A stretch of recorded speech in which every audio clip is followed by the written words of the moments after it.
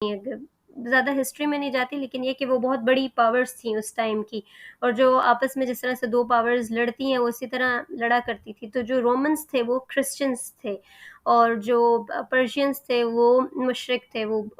Polytheist, یا وہ آگ کی پوجا یا مختلف طرح کے ان کے، لیکن اس میں کرسچینٹی یا اللہ تعالیٰ کی توحید والی کوئی بات نہیں تھی. تو مسلمانوں کی نیچرل انکلینیشنز جو ہیں وہ رومنس کی طرف ہو گئیں، کیونکہ وہ عیسائی تھے، اور مشرکین مکہ جو ہیں وہ پرشینس کی سائڈ پر ہو گئے، وہ 2 گروپس بن گئے. تو جب اس ٹائم میں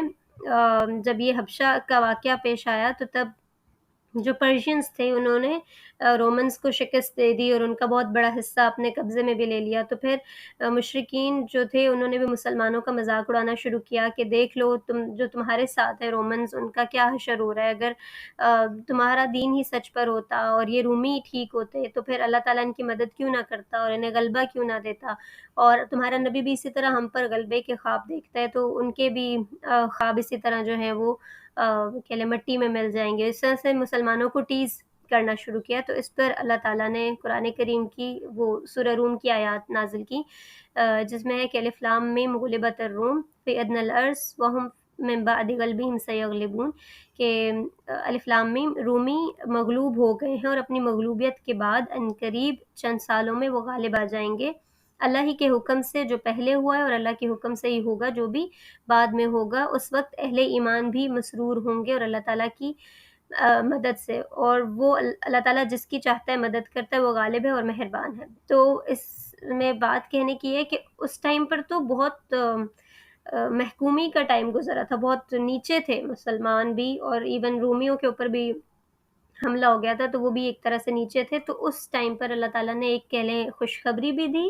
اور ایک پیشن گوئی بھی کر دی، پہلے سے بتا دیا، پریڈکشن کر دی کہ یہ ہونے والا ہے لیکن چند سالوں میں. اور وہ جو بزی سنین کا ورڈ یوز کیا، وہ آلموسٹ 9 یا 9 سے کچھ کم سال پر ہوتا ہے. اور پھر واقعی ایسا ہوا بھی کہ جب مسلمان مدینہ ہجرت کر گئے، اور اس کے 2 سال بعد پھر رومی اور ایرانیوں کی دوبارہ لڑائی، اور اس میں جو ہے وہ رومی پوری طرح سے غلبہ پا لیا انہوں نے پرشینس پر. اور پھر عین وہی ٹائم تھا جس میں غزوہ بدر بھی ہوئی، اور رسول اللہ صلی اللہ علیہ وسلم کے ساتھ صرف 300 لوگ تھے، اور جو دوسری سائڈ سے کفار کا لشکر آیا تھا وہ 1000 کا تھا. مسلمانوں نے 300 مطلب اتنا تھوڑی تعداد میں، اس کے باوجود انہیں جو ہے وہ شکست دی تھی. اس کی انشاءاللہ ڈیٹیل ہم پڑھیں گے جب ہم وہاں پر پہنچیں گے. تو قرآن کریم کے بارے میں جب ہم دیکھ رہے تھے کہ اس کے بہت سارے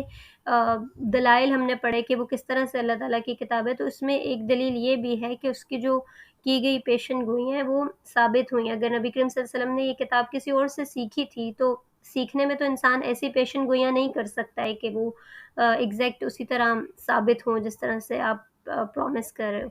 تو خیر یہ بس ڈیٹیلز تھیں. اس میں بیچ میں ایک یہ بھی واقعہ ہوا تھا کہ ہجرت حبشہ کر کے جو لوگ گئے تھے، انہیں بیچ میں خبر ملی کہ قریش کے کچھ لوگ جو ہیں وہ مسلمان ہو گئے. اور وہ ہوا یہ تھا، نریشنز میں ہی آتا ہے، اب ان کی اوتھینٹسٹی کتنی ہے وہ مجھے نہیں معلوم، البتہ کتابوں میں لکھا ہوا ہے کہ رسول اللہ صلی اللہ علیہ وسلم نے جب سورہ نجم کی تلاوت کی، اور سورہ نجم بہت خوبصورت صورت ہے، ہم لوگ پڑھ بھی چکے ہیں اس کو ڈیٹیل میں، جس طرح اس میں ربط کلام ہے، اور جس طرح اگر عربی میں اس کو پڑھے انسان تو سیکوینس میں اللہ تعالیٰ اس میں نریٹ کرتے ہیں پوری چیز کو. تو اس کے اینڈ پر جو ہے وہ سجدے کی آیت ہے، اور رسول اللہ صلی اللہ علیہ وسلم نے بھی سجدہ کیا، اور کہا جاتا ہے کہ جتنے لوگ وہاں قریش کے تھے وہ سن رہے تھے وہ سب بھی سجدے میں پڑ گئے، حتیٰ کہ اگر کوئی نہیں سجدہ کر سکتا تھا تو اس نے زمین سے مٹی اٹھائی اور اپنے ہاتھ اور سر سے سجدہ کرنے کی کوشش کی. تو اس واقعے کو جب کسی نے دیکھا تو انہوں نے سمجھا کہ شاید قریش کے لوگ بھی جو ہیں وہ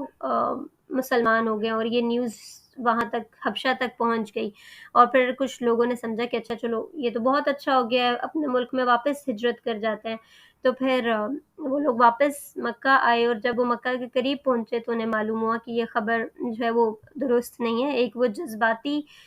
کیفیت تھی کفار کے اوپر آئی جس کی وجہ سے انہوں نے سجدہ کیا، اور جس سے محسوس ہوا کہ شاید وہ مسلمان ہو گئے. اس صورت کی واقعی پاور اتنی ہے کہ اس کو پڑھ کر لگتا ہے کہ کوئی بھی جب اس کو سنے گا تو ایک دم سے اگر وہ اس کے فلو میں ہے تو اسی فلو میں وہ سجدے میں بھی گر پڑے گا. لیکن پھر وہ ان مسلمانوں میں سے کچھ جو ہیں وہ دوبارہ واپس ہجرت کر کے حبشہ چلے گئے، اور کچھ لوگ جو ہیں وہ کسی نہ کسی کی پناہ لے کر دوبارہ مکہ میں آ گئے. تو آج انشاءاللہ یہیں پر ختم کرتے ہیں، نیکسٹ ٹائم پھر آگے سے شروع کریں گے. جزاک اللہ خیر فار لسننگ.